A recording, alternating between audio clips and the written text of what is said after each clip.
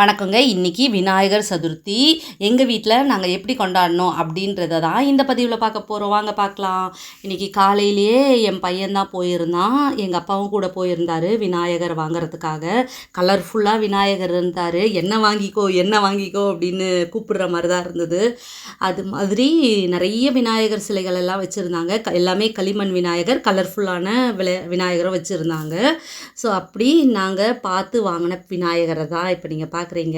ஆக்சுவலாக விநாயகரை வந்து இந்த பிள்ளையார் நம்ம வீட்டுக்கு வரணும் அப்படின்னு நம்ம முடிவு பண்ணுறது இல்லைங்க. அவரு தான் நம்மளை முடிவு பண்ணுறாரு. "என்ன வாங்கிக்கோ, நான் தான் உங்கள் வீட்டுக்கு வருவேன்" அப்படின்னு சொல்லிட்டு எங்கள் வீட்டுக்கு வர விநாயகர் தான் இப்போ நீங்கள் பார்த்துட்ருக்கீங்க. அந்த கண்ணை தான் அவங்க ஒட்டிகிட்ருக்காங்க. இந்த பிள்ளையார் கண்ணுன்னு சொல்லுவாங்க. அப்போல்லாம் என்ன பண்ணுவாங்கன்னா, பிள்ளையார் கண்ணை வந்து அவங்க ஃபிக்ஸ் பண்ண மாட்டாங்க, நம்மக்கிட்டேயே கொடுத்துருவாங்க. ஒரு 5 கண்ணு அந்த மாதிரி கொடுப்பாங்க. நாங்கள் எக்ஸ்ட்ரா 2 கொடுங்க அப்படின்னு சொல்லுவோம்.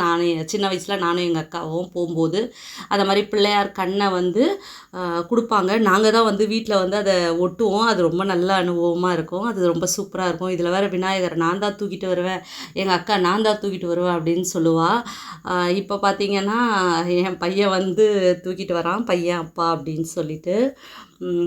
இப்போ வந்து விநாயகர் எங்கள் வீட்டுக்குள்ளே வந்தாச்சு. அதுக்கப்புறம் கொடை வாங்கினோம். இந்த வாட்டி கொடை வந்து ரொம்பவே அழகாக இருந்ததுங்க. பிங்க் கலரில் ரொம்ப ஷைனிங்காக இருந்தது கொடை.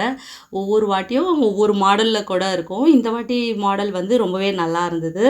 ஒரு வழியாக எங்கள் வீட்டுக்குள்ளே அவர் வந்துட்டாருங்க விநாயகர் வந்ததுக்கப்புறம் வீட்டில் எல்லாமே நல்லதே நடக்கட்டும் இந்த வருடம் மட்டும் இல்லை, எல்லா வருடமும் எல்லாருக்குமே நல்லதாக இருக்கட்டும்னு சொல்லிட்டு வேண்டிக்கிட்டு விநாயகரை கொண்டு வந்து வச்சாச்சு. எப்போவுமே விநாயகரை வீட்டுக்குள்ளே நீங்கள் கொண்டு வரத்துக்கு முன்னாடியே விளக்கு ஏற்றிடுங்க. அவர் வந்த பிறகு விளக்கு ஏற்றக்கூடாது. அவர் வரத்துக்கு முன்னாடியே அவரை வரவேற்பதற்காக நம்ம விளக்கெல்லாம் ஏற்றி வச்சுட்டு அவரை நம்ம விசிட் பண்ணணும். அதுக்கப்புறம் விநாயகர் எங்கள் வீட்டுக்குள்ளே வந்துட்டார். 3 நாள் எங்கள் வீட்டுக்குள்ளே இருப்பார். அதுக்கப்புறமா அவர் எங்கள் வீட்டு கிணத்துல போயிடுவார். ஸோ அவரை நல்லா பார்த்துக்கணும். ஏன்னா இன்றைக்கி எங்கள் வீட்டில் நம்ம வீட்டுக்கு ஒரு கெஸ்ட்டு வந்து அவரை எப்படி பார்த்துக்கணுமோ அந்த மாதிரி தான் நம்ம பார்த்துக்கணும். வெத்தலை மாலை தான் அம்மா கட்டி போட்டுருந்தாங்க. அப்புறம் எல்லா இலைகளாலேயும், அதாவது என்னென்ன இலை இருந்ததோ, நெல்லி இலை, மாவிலை, அதுக்கப்புறம் வந்து வில்வ இலை, நிறைய இலை போட்டிருந்தாங்க. வேப்பலை, என்னென்ன இலை இருந்ததோ, வேப்பிலை இலை, இன்னும் மாதுளை இலை, அந்த மாதிரி இலையெல்லாம் போட்டு சாமிக்கு பூஜை பண்ணியிருந்தாங்க. எங்கள் வீட்டில் சிம்பிளாக பண்ண கொழுக்கட்டை, சுண்டல், எள்ளு உருண்டை, வேர்க்கடலை உள்ள சாதம், சாம்பார், அப்புறம் நெய், பருப்பு, கோஸ் பொரியல், எல்லா காயும் போட்டு சாம்பார்னு சொல்லிட்டு வச்சுருந்தோம். பழம்லாம் கூட எல்லாமே வச்சுருந்தோம். நமக்கு என்னென்ன பிடிக்குமோ எல்லாமே. எருக்க மாலை எங்கள் வீட்டு பக்கத்துலேயே இருந்தது. ஆக்சுவலாக கிடைக்காதுன்னு பார்த்தோம். ஏன்னா அதை போய் வாங்கணும்னு பார்த்தோம், எல்லாரும் பறிச்சிட்ருப்பாங்கன்னு பார்த்தோம். எங்களுக்காகவே அந்த இது இருந்துச்சு. ஸோ அதனால் அதையும் கட்டி மாலை போட்டாச்சு. ரொம்பவே ஹாப்பியாக இருந்தது. விநாயகரை நம்ம டெய்லி கும்பிடுறோம். எங்கே பார்த்தாலும் விநாயகர் இருப்பார்.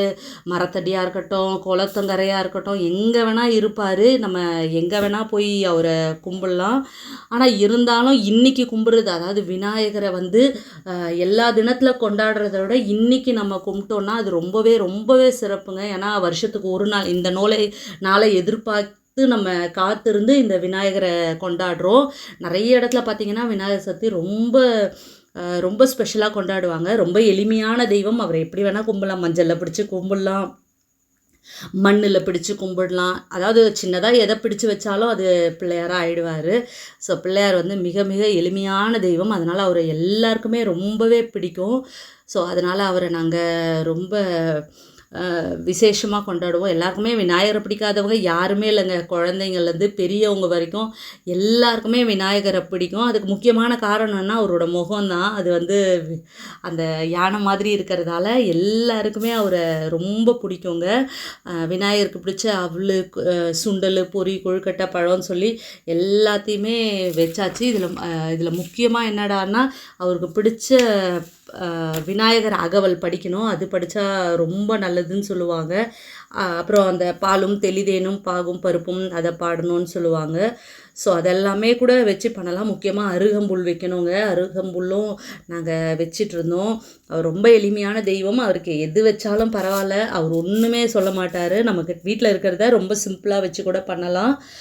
இந்த வாட்டி என்னென்ன இருந்ததோ அது எல்லாமே வச்சு நாங்கள் படைச்சாச்சு. அதுக்கப்புறமா போயிட்டு அவர் வந்து 3 நாள் கழித்து இது பண்ணுவார். அதனால் 3 நாள் நாங்கள் வந்து ரொம்ப அமைதியாக இருக்கணும்னு முடிவு பண்ணிட்டோம்.